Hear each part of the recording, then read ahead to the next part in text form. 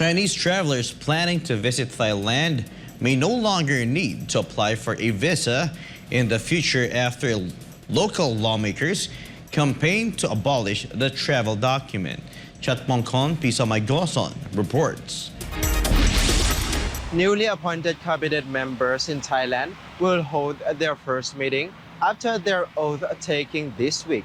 The proposed visa-free policy for Chinese visitors will be high on the agenda in the upcoming meeting. Local officials consider the proposed visa-free policy for Chinese visitors an effective short-term tourism stimulus and testifies to the government's commitment to boosting tourism. Thailand prides itself among the top tourist destinations in the world, while tourism serves as one of the country's prime foreign exchange earners. If the proposed measure gets enough support, local officials plan to implement the proposed visa waiver for Chinese travelers on October 1, coinciding with a week-long celebration of China's National Day. Thailand's newly appointed Prime Minister, Sethar Thavisin, has promised to prioritize tourism as an economic growth driver. One of his first tasks as premier was to tour Phuket to get first-hand insights into the tourism situation. Chinese tourists comprise Phuket's largest group of foreign visitors, with 60,000 recorded traveling to the popular holiday destination last month. Thailand increased its target for international arrivals in 2023 to 30 million and aims to boost its tourism industry to nearly $100 billion in 2024. Besides China, Thailand also plans to ease its visa rules for travelers from India. The government also announced plans to allow international travelers to stay longer in the country to hit its tourism target next year. รายงานจากราชบุรี นายชัดมงคล พิสมัยโกศล SMN News ประเทศไทย สวัสดีครับ Japan and South Korea's top leaders agreed to deepen their bilateral ties. King Song reports. Japanese Prime Minister Fumio Kishida and South Korean President Yoon Suk-yeol both agreed to keep working together to deepen the bilateral relations between Seoul and Tokyo. The two leaders made the statement on the sidelines of the recently concluded G20 summit in New Delhi, India. Kishida also reportedly told Yoon that Japan has hopes for South Korea to chair the trilateral talks with China this year. Meanwhile, officials of Japan, South Korea, and China will hold talks in Seoul on September 25th. South Korea has served as chairman of the trilateral framework since it was formed in 2020. But now officials said they will look into the possibility of holding a three-way summit between South Korea, Japan, and China, as the ties between Tokyo and Beijing have soured since the release of treated radioactive wastewater into the Pacific Ocean from the crippled Fukushima Daiichi nuclear power plant. Meanwhile, relations between Japan and South Korea have been improving. The Japanese government, the two countries' leaders, have so far held 6 bilateral talks in as many months. Solisobugo Kim Sang-imnida, SMNI News, South Korea. The powerful earthquake that struck Morocco left rescuers racing to find people trapped under the rubble as the death toll rose to 2,500. Meanwhile, survivors are in need of food, water, and shelter due to the worsening conditions in the aftermath of the devastation. Kai Villan reports.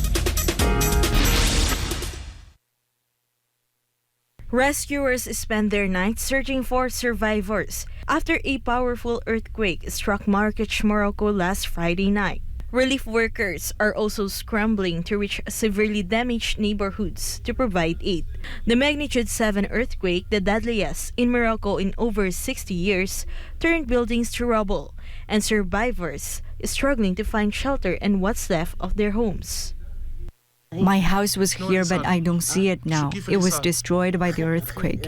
I came back to take some personal items, but I forgot where I was. I can't go back now, can't even walk. I fled at the right time before it was too late. Thank you so much for your kindness and your help. The powerful earthquake struck at around 11:11 p.m. This is a tragedy and a natural catastrophe. Most of the people in the old city were sleeping at home. We woke up and fled to save ourselves. We were lucky to reach the street before the buildings collapsed. This house is now dangerous. It could collapse at any time. We lost the house, but we are alive. That's the most important thing. I hope the authorities will repair or rebuild all the damaged houses. Now my family must leave, but we have nowhere to go. This is the strongest earthquake that rocked the city of Agadir, Morocco since 1960, wherein 12,000 to 15,000 people were killed.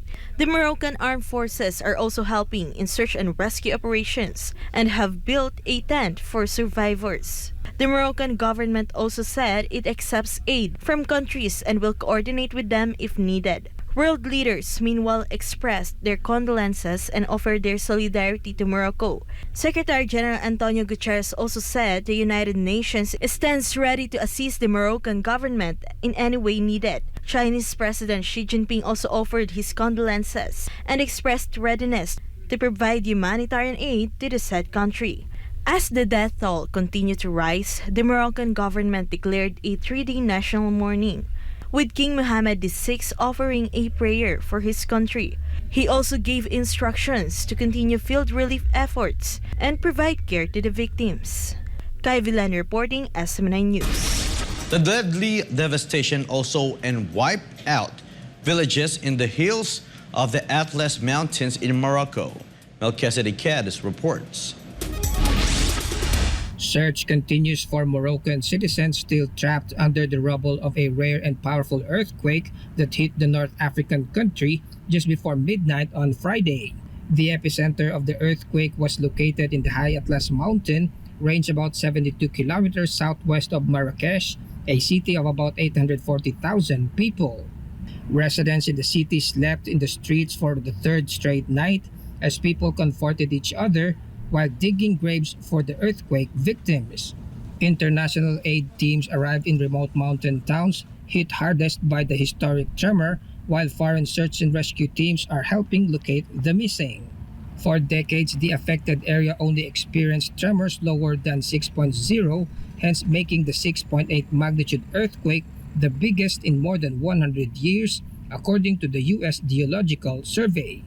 Flags were lowered as Morocco's King Mohammed VI ordered 3 days of national mourning starting on Sunday. Meanwhile, Kuwaiti banks donated $5 million to the Kuwaiti Banking Association to support aid and rebuilding efforts in Morocco. Reporting, this has been Melchizedek Cadiz, SM9 News, Kuwait.